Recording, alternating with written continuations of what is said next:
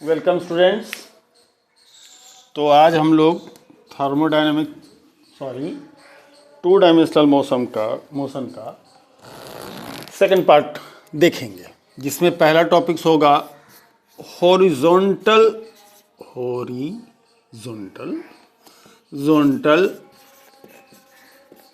Projectile.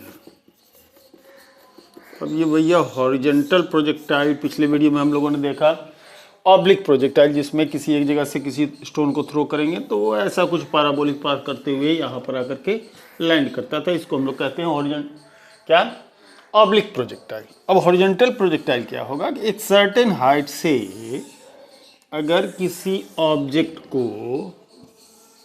Certain height से h से अगर किसी ऑब्जेक्ट को क्या करते हैं, हॉरिजॉन्टल डायरेक्शन में किसी सर्टेन वेलोसिटी u से क्या कर देते हैं, थ्रो कर देते हैं। तो होगा क्या, जैसे ही हाथ से वो आगे आएगा, थोड़ा सा इस फिगर को हम लोग आगे की तरफ बढ़ा दें, जैसे ही वो हाथ से आएगा, एयर में जैसे आएगा, उसके पास एक horizontal component of initial velocity u होगा और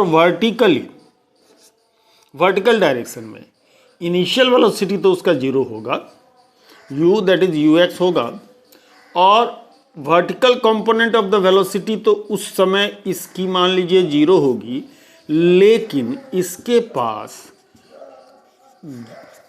एक्सेलरेशन ड्यू टू ग्रेविटी के चलते इसमें क्या होगा, g काम कर रहा होगा, ग्रेविटेशनल एक्सेलरेशन काम कर रहा होगा। इन दैट सिचुएशन इसका vertical component of the velocity increase करना चालू कर जाएगा, यानी कि it will be displaced in vertical direction. इस वर्टिकल डायरेक्शन डिस्प्लेसमेंट के कारण इसके हॉरिजॉन्टल कंपोनेंट पर कोई फर्क नहीं पड़ेगा, इस पर कोई फर्क नहीं पड़ेगा। ये अपना डेवलप करेगा, ये अपना काम करेगा वर्टिकल एक्सेलरेशन, और horizontal component of the velocity वो अपना काम करेगा। अगर सपोज दैट कि जी नहीं होता तो ये इस डायरेक्शन में ट्रेवल करता चला जाता, इस डायरेक्शन में ट्रेवल करता चला जाता, करेक्ट। लेकिन अब जाना तो है इसको इस डायरेक्शन में, लेकिन इस पाथ से होकर के नहीं, इस डायरेक्शन में इसको जाना है लेकिन इस पाथ से नहीं। अब जैसे सपोज दैट कि ये यहाँ पहुँचता, अगर जी नहीं होता तो होगा ये कि चलिए पाथ पहले बना लेते हैं, तो ये यहाँ पहुँचेगा। अगर बिना जी के यहाँ पहुँचना था इसको, तो अब ये यहाँ पहुँचेगा। आप देख लीजिए इसका x डायरेक्शन में डिस्प्लेसमेंट क्या रहेगा, वही होगा। कुछ देर के बाद जब ये यहाँ पहुँचना था इसको, उस समय ये पहुँचेगा यहाँ।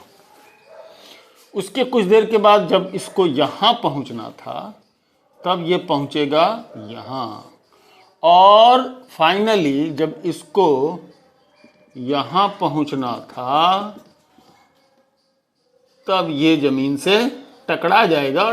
ज़मीन से टकराने के बाद उसका रिएक्शनरी फोर्स काम करेगा, उसके बाद इसका जो मोशन होगा वो इरेगुलर हो जाएगा। उसको स्पेसिफाई करना पॉसिबल नहीं होगा। Nature of the surface of the earth होगा, उस पर क्या हो सकता है, नहीं हो सकता है। अगर यदि क्या है, काफ़ी सॉलिड सरफेस है तो बाउंस बैक करेगा। अगर यदि कीचड़ वगैरह है, सैंड है, तो उसमें धंस के रह जाएगा। बहुत कुछ हो सकता है ना। इलास्टिक सरफेस है तो वो जंप करके ऐसा कूदता हुआ वो चल जाएगा। तो इस तरह की बातें होंगी। इसके बाद की स्टडी हम लोग नहीं कर रहे हैं, ठीक है। तो इसमें समझने वाली बात ये है कि जैसे ही आपने थ्रो किया एयर में एक सर्टेन हाइट से, तो ये चीज़ जो है सो क्या हो रहा है, आपका एक प्रोजेक्टाइल मोशन को एग्जीक्यूट करेगा। प्रोजेक्टाइल मोशन का पैराबोलिक पाथ, इसलिए प्रोजेक्टाइल मोशन ही इसको क्यों कह रहे हैं। देखिए, ये कहानी एक सर्टेन हाइट से थ्रो करने पर ही नहीं होगी। हो सकता है कि आपका एक एरोप्लेन है, पता नहीं एरोप्लेन अच्छा से बनता है कि नहीं बनता है हमसे, है ना। एरोप्लेन से मान लीजिए आपने क्या किया, एक बॉम्ब को ड्रॉप कर दिए, तो वो भी एक सर्टेन हाइट से उसकी कहानी होगी। कहानी क्या होगी, एक सर्टेन हाइट से होगी। वो भी एरोप्लेन तो सीधा चल जाएगा, लेकिन ये इसके साथ, मान लीजिए एरोप्लेन जब तक यहाँ पहुँचेगा इस पोजीशन तक, तब तक ये आकर के क्या होगा, इस जमीन को हिट करेगा। लेकिन ये चलेगा एरोप्लेन के साथ ही, हॉरिजॉन्टल डायरेक्शन में उस एरोप्लेन के साथ ही मूव करेगा। अगर एरियल फ्रिक्शन को हम लोग नेग्लेक्ट कर दें तो ये जो प्रोजेक्टाइल है ये ठीक एरोप्लेन के नीचे ही गिरेगा। मतलब एरोप्लेन में जो बैठा हुआ आदमी है वो उस स्टोन को सीधे नीचे की तरफ जाता हुआ देखेगा, जबकि बाहर खड़ा कोई व्यक्ति को देखेगा कि एरोप्लेन आगे की तरफ जा रहा है और पत्थर जो है सो इस पाथ को फॉलो करते हुए आ रहा है। मतलब अलग अलग ऑब्जर्वर, अलग अलग सिस्टम ऑफ रेफरेंस में ये कहानी अलग अलग होगी। For a man sitting in the aeroplane will see the bomb falling vertically downward, वो सीधे देखेगा कि सीधे सीधे नीचे की तरफ जा रहा है, क्योंकि वो भी यू स्पीड के साथ क्या हो रहा है, हॉरिजॉन्टल डायरेक्शन में ट्रेवल कर रहा है। इस वजह से उसमें उसको हॉरिजॉन्टल मूवमेंट उसका समझ में नहीं आएगा, क्योंकि खुद भी क्या हो रहा है उसके साथ साथ हॉरिजॉन्टल डायरेक्शन में मूव कर रहा है। जबकि ये स्टोन को जब आदमी कोई बाहर से देखेगा तो वो देखेगा कि क्या है, वो इस तरह का पैराबोलिक पाथ को फॉलो अप कर रहा है। ठीक है, तो इसमें एक चीज़ और भी होती है कि जहाँ बॉम्ब गिराना होता है ये सारा कैलकुलेशन करना पड़ता है। ये सारा कैलकुलेशन करना पड़ता है कि कितने देर पहले हम बॉम्ब को क्या करेंगे, ड्रॉप करेंगे। तो मान लीजिए टारगेट यहाँ है तो उसको उसके पहले ही इसको छोड़ना पड़ता है ताकि वो उस प्रोजेक्टाइल मोशन को एग्जीक्यूट करते हुए यहाँ वहाँ एरियल फ्रिक्शन वगैरह सबका कैलकुलेशन करना पड़ता है, कितना एरियल फ्रिक्शन काम करेगा तो इसके स्पीड को कुछ हद तक रिड्यूस कर देगा हॉरिजॉन्टल डायरेक्शन में, तो वो इतना दूर तक क्या हो सकता है, जा सकता है। तो एग्जैक्टली क्या होता है रियल प्रोसेस में ये नहीं होता है कि एक एरोप्लेन यहाँ पे यहीं गिर गया, ये थोड़ा सा पीछे गिरता है, ताकि इस ऑब्जेक्ट पर एरियल फ्रिक्शन भी काम कर रहा होता है।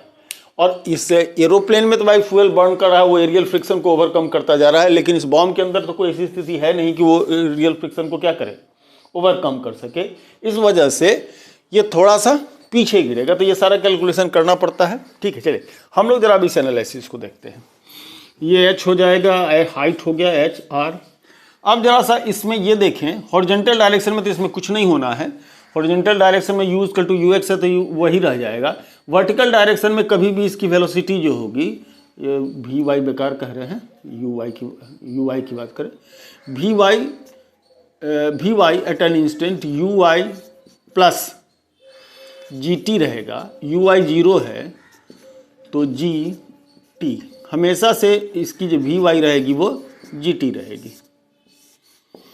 मतलब किसी इस इंस्टेंस पर इसमें u वेलोसिटी हॉरिजॉन्टल डायरेक्शन में और वी वाई वेलोसिटी इसकी वर्टिकल डायरेक्शन में होगी, जो टाइम के साथ वेरी करता रहेगा, जो मैक्सिमम होगा टाइम के साथ में। ठीक है, what will the time taken to hit the ground, ground को हिट करने में कितना टाइम लगेगा। तो s equal to u t plus half g t square, u y की बात कर रहे हैं तो यू वाई तो इसमें 0 है, हाइट इसकी कितनी है, h है, यू वाई 0 है तो 0 हो गया हाफ जी टी स्क्वायर। तो टाइम जो होगा 2h by g under root आ जाएगा इस एक्सप्रेशन से। इसको सिंपली हम लोग क्या कर सकते हैं, कैलकुलेट कर सकते हैं। ठीक है, t equal to 2h by g हो जाएगा। और दूसरी बात, ये r कितना होगा, तो r is the displacement in the direction horizontal direction. तो डिस्प्लेसमेंट कितने टाइम में हो रहा था, इस टाइम में हो रहा है, तो r equal to u x t होगा। U x is your u and t is your this one, under root 2h by g होगा, ये होगा इसका करेक्ट। और अगर यदि मैक्सिमम वेलोसिटी की बात करें, vertical velocity, maximum vertical velocity की बात करें, तो भी जब ये हिट करेगा, वर्टिकल वेलोसिटी वाई कंपोनेंट की बात कर रहे हैं, तो होता है v y g t. T की वैल्यू अगर इसको रख दीजिए तो ये हो जाएगा g under root 2h by g, इस जी स्क्वायर बन के जाएगा, तो v y equal to under root 2gh हो जाएगा, अंडर रूट 2gh हो जाएगा। इसका क्या, vertical component of the velocity. अगर हम टोटल वेलोसिटी की बात करें, हॉरिजॉन्टल और वर्टिकल दोनों, हॉरिजॉन्टल वेलोसिटी इसके पास जब स्ट्राइक करेगा तो ये इसका u होगा, वर्टिकल कंपोनेंट ये वी वाई होगा मैक्सिमम। ऐसे सिचुएशन में इसका रिजल्टेंट वेलोसिटी यहाँ देख ले, रिजल्टेंट वेलोसिटी v की बात करें तो v जो होगा वो under root u square plus v y का स्क्वायर होगा, यू स्क्वायर अपनी जगह पर रहेगा, वी वाई का स्क्वायर कितना हो जाएगा, अंडर रूट 2gh का स्क्वायर 2gh हो जाएगा। तो final velocity of the horizontal projectile when it hits the earth is how much, under root u square plus 2gh होगा। इन सारे कैलकुलेशन की ज़रूरत पड़ेगी कहाँ हमको, जब हम लोग इसके प्रॉब्लम को सॉल्व कर रहे होंगे। चलिए अब इसके बाद हम लोग देखने वाले हैं 2 डायमेंशनल मोशन में सर्कुलर मोशन।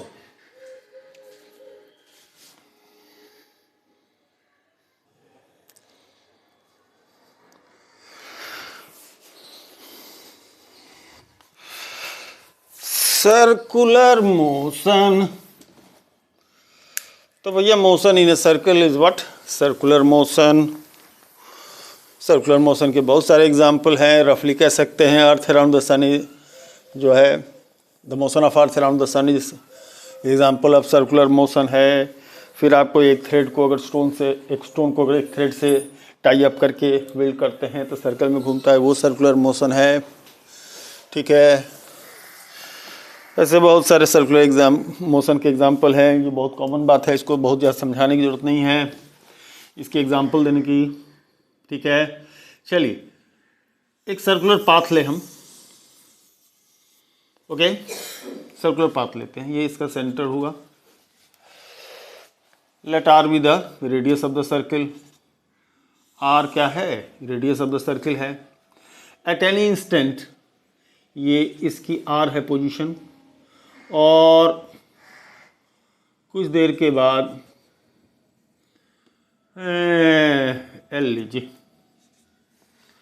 नहीं एल इसको नहीं लेंगे, इसको आर ही लेते हैं। कुछ देर के बाद आफ्टर डेल टी टाइम इसमें क्या हो रहा है, डेल थीटा का एंगुलर डिस्प्लेसमेंट। पहली बार हम एंगुलर डिस्प्लेसमेंट की बात कर रहे हैं।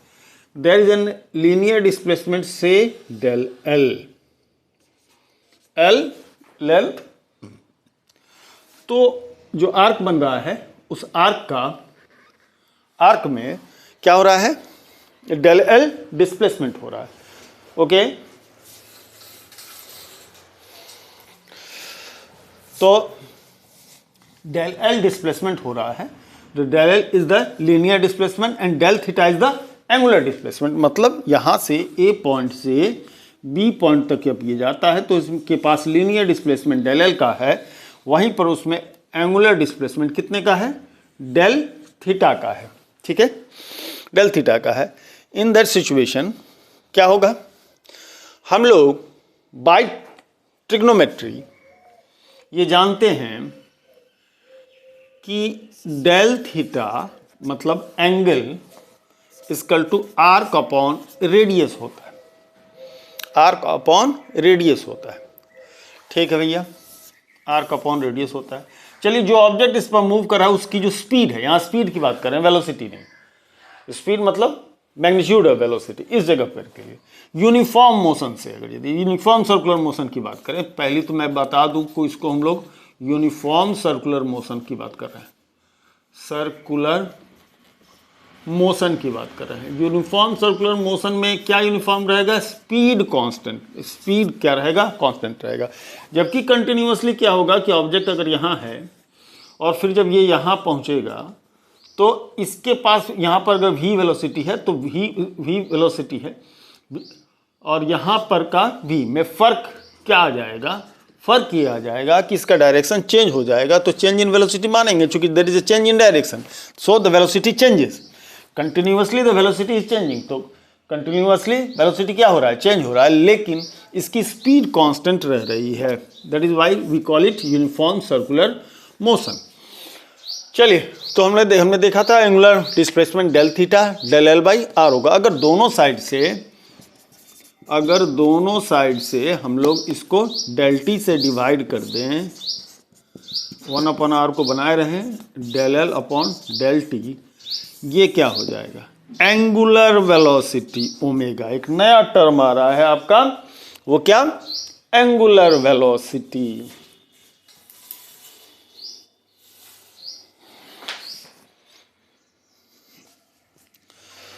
तो omega 1/r del L by del t, ये हो जाएगा लीनियर वेलोसिटी। तो ओमेगा इजकल टू 1/rv, तो omega equal to v by r angular velocity और लीनियर वेलोसिटी के बीच का रिलेशन हो जाएगा। v equal to r omega, vector में जाएंगे तो v equal to r cross omega लिया जाता है। ठीक है। अच्छा, अगर if t is the time of one revolution, अगर टाइम ऑफ वन रिवॉल्यूशन क्या है, t है, तो ऐसे सिचुएशन में जो हम ओमेगा जिसकी बात डेल थीटा अपॉन क्या कर रहे हैं, डेल टी ले रहे हैं, है ना।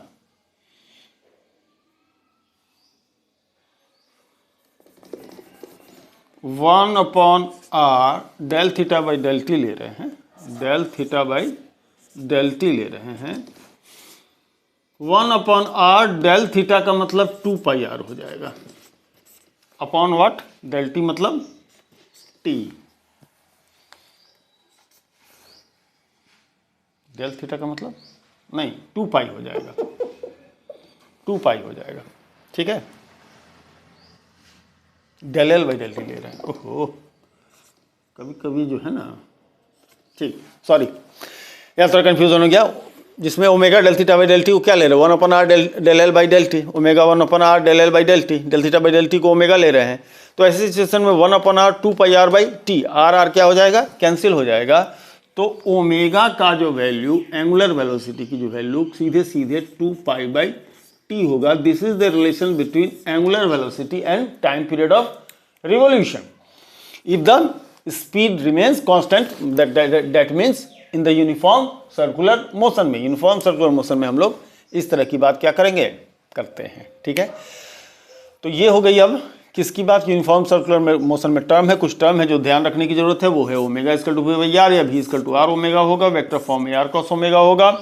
और एक रिलेशन जो एंगुलर वेलोसिटी और क्या इसके बीच रहता है, किसके बीच, हमारा टाइम पीरियड ऑफ रिवॉल्यूशन का, एक टाइम पीरियड रिवॉल्यूशन मतलब एक चक्कर लगाने में जो टाइम लगेगा वो 2π बाई टी होगा। ठीक है, ओके, चलिए अब नेक्स्ट बात करते हैं सेंट्रीपिटल एक्सीलरेशन की। ये बड़ा इंटरेस्टिंग है।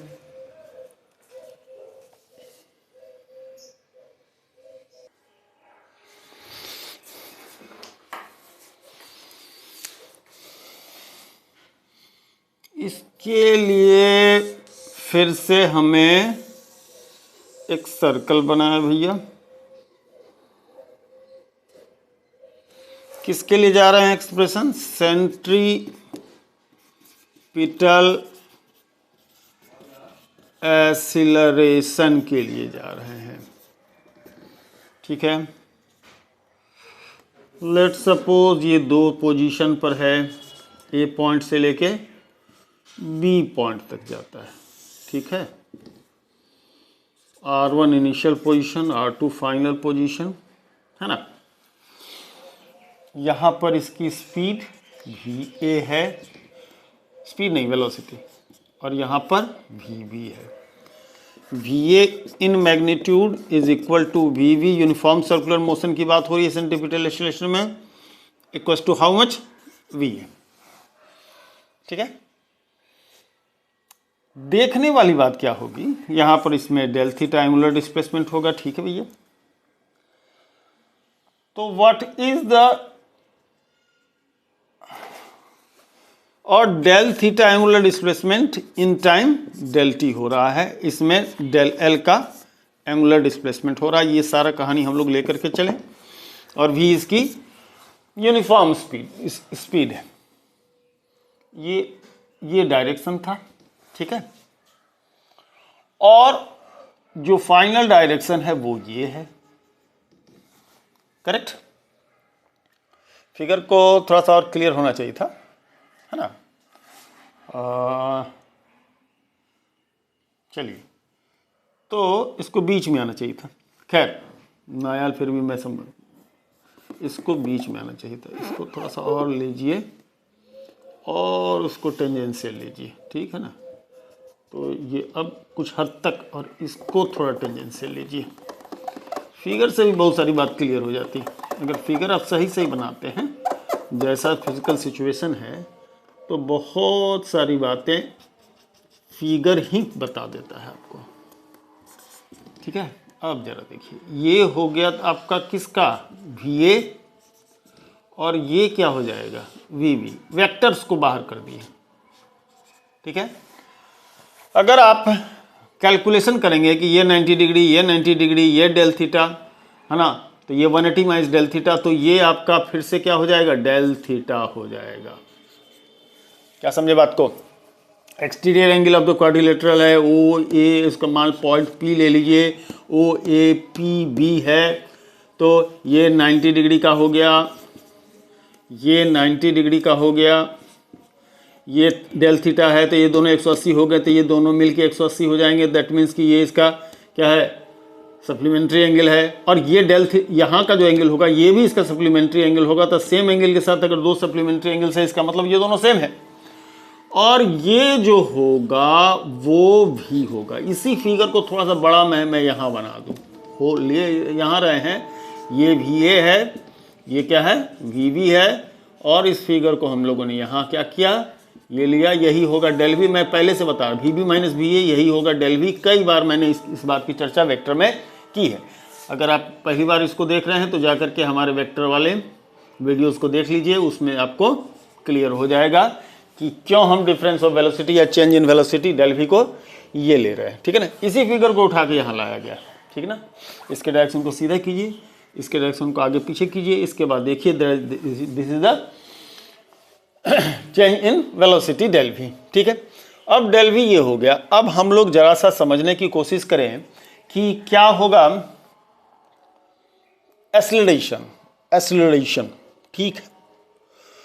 तो जैसा कि हम देख रहे हैं कि यहाँ डेल थीटा काफ़ी छोटा एंगल ले रहे हैं हम लोग, काफ़ी छोटा। यहाँ तो फिगर में दिखाने के लिहाज से हमने काफ़ी बड़ा ले लिया है, लेकिन दरअसल ये हम लोग छोटा डिस्प्लेसमेंट की बात करते हैं। तो आपका डेल थीटा होगा क्या, तो डेल थीटा जैसा कि पिछले फिगर में आर्क अपॉन रेडियस, आर्क मतलब डेल V अपॉन रेडियस का मतलब क्या हो जाएगा, चाहे VA ले लीजिए चाहे VB ले लीजिए, मैग्नीट्यूड ऑफ VA या मैग्नीट्यूड ऑफ VB, जो कुछ भी लेना है। तो डेल V हो गया अपॉन V, यानी del theta equal to del V upon V। Okay, चलिए, तो del V equal to how much, V del theta, ठीक है भैया। टाइम से डिवाइड कीजिए, if del t is the taken time, तो del V by del t यही तो चाहिए भैया, acceleration, rate of change of what, velocity, V del theta, V और कितना, del theta by del t, correct. तो del theta by del T it's omega, ये क्या हो जाएगा, ओमेगा होगा। ये हो गया एक्सीलरेशन, जिसको सेंट्रीपिटल एक्सीलरेशन कहेंगे, V omega, A equals to V omega, और omega equal to V by R। Omega की वैल्यू अभी थोड़ी देर पहले, चूंकि V into V by R, omega चूंकि V बाई R होता है, इस वजह से A की value V square by R। This is the expression for the centripetal acceleration. तो ये पूरी पढ़ा दी है, लेकिन इसकी समस्या कहाँ से उत्पन्न हो रही है, समस्या वहाँ से उत्पन्न हो रही है कि ऑब्जेक्ट अगर सर्कुलर मोशन कर रहा है कांस्टेंट स्पीड के साथ, यूनिफॉर्म सर्कुलर मोशन अगर कर रहा है, तो continuously it is changing direction. तो चेंज इन डायरेक्शन के लिए भी फोर्स की रिक्वायरमेंट होगी। अगर लॉ ऑफ इनर्शिया को हम लोग फॉलो करते हैं, इनर्शिया ऑफ डायरेक्शन को अगर हम लोग समझ रहे हो, हालांकि ये नेक्स्ट चैप्टर की बात है इनर्शिया ऑफ डायरेक्शन में, तो an object can not change its direction by itself unless and until an external force is applied on it. अगर बाहर से कोई फोर्स नहीं लगाए तो डायरेक्शन तक वो नहीं चेंज करेगा, है ना, तो डायरेक्शन भी नहीं चेंज करेगा। तो डायरेक्शन चेंज करने के लिए सेंटर के टुवर्ड्स सेंटर, मतलब डायरेक्शन ऑफ वेलोसिटी के परपेंडिकुलर एक फोर्स काम कर रहा होगा, उसको हम लोग कहेंगे क्या, सेंट्रीपिटल फोर्स। और ये सेंट्रीपिटल फोर्स रेस्पॉन्सिबल होगा उसके कंटिन्यूअस चेंज इन डायरेक्शन के लिए। अगर आपने स्टोन को थ्रेड से टाई अप किया है और टाई अप करने के बाद उसको अगर विल्ड करिएगा तो ये सर्कल पर नचेगा, और जो थ्रेड में जो टेंशन आता है वही आपको उसको क्या करता है, एसेंशियल सेंट्रीपिटल फोर्स देता है ताकि वो सर्कल के ऊपर मूव करे। क्या पॉसिबल है कि बिना थ्रेड के हम उस स्टोन को रिवॉल्व करा दें? सर्कल में नहीं होगा। अब आप बात करेंगे इसकी revolution of earth around the sun की, तो उसमें भी तो एक पुल काम कर रहा होता है, ग्रेविटेशनल पुल काम कर रहा होता है सन का अर्थ के ऊपर, या मून का। मून पर भी अर्थ का क्या होता है, ग्रेविटेशनल पुल काम कर रहा होता है। तो जब तक एक इनवर्ट पुल नहीं काम करेगा तब तक वो सर्कुलर पाथ पर मोशन नहीं करेगा। ये अलग बात है कि अब जब हम लोग जाएंगे प्लैनेटरी मोशन में तो उसमें बहुत सारी बातें ऐसी आएंगी जो इसको वायलेट करेगा, और उसमें उसका लॉ कुछ और है। लेकिन मोटा मोटी समझने के लिहाज से जब तक एक सेंट्रीपिटल फोर्स नहीं काम करेगा ऑब्जेक्ट को सर्कुलर मोशन प्रोवाइड नहीं किया जा सकता है। The force acting at 90 degree to the direction of motion will provide centripetal acceleration and it will keep the object moving on a circular path. और जब ये हट जाएगा, जैसे ही हट जाएगा उसका सर्कुलर मोशन बंद हो जाएगा। जैसे कि थ्रेड क्या होगा, टूट जाए। अगर थ्रेड टूट जाता है तो क्या होता है, सीधे सीधे वो ऑब्जेक्ट क्या टेंजेंशियल डायरेक्शन में जैसे कि मान लीजिए आप ऐसा, ये थ्रेड है, सेंट्रीपिटल फोर्स इस पर काम कर रहा है तो इसमें ये डायरेक्शन में मूव कर रहा है। अगर इस समय ये थ्रेड टूट जाए तो ऐसा नहीं है कि सर्कल में घूमते रहेगा, जी नहीं, ये सीधा जिस डायरेक्शन एट दैट इंस्टेंट, उस समय जो उसका डायरेक्शन होगा उसी पाथ पर क्या होगा, मूव करता हुआ आगे की तरफ चला जाएगा, है ना, वो मूव करता हुआ आगे की तरफ चला जाएगा। तो ये आप हम लोग क्या कर सकते हैं, ऑब्जर्व कर सकते हैं। ठीक है। अब एक चीज़ और देखिए इसमें, अगर मान लीजिए ये एक सर्कुलर प्लेटफॉर्म है और रोटेट कर रहा है, ठीक है, ये रोटेट कर रहा है, इसमें अगर यहाँ पर कोई पर्सन को, बड़ा सा है ये बड़ा सा है ना, बड़ा सा है, और यहाँ पर कोई एक पर्सन है खड़ा और स्टोन को छोड़ देता है, स्टोन को छोड़ देता है, और यहाँ पर भी एक पर्सन है, यहाँ पर भी एक पर्सन है,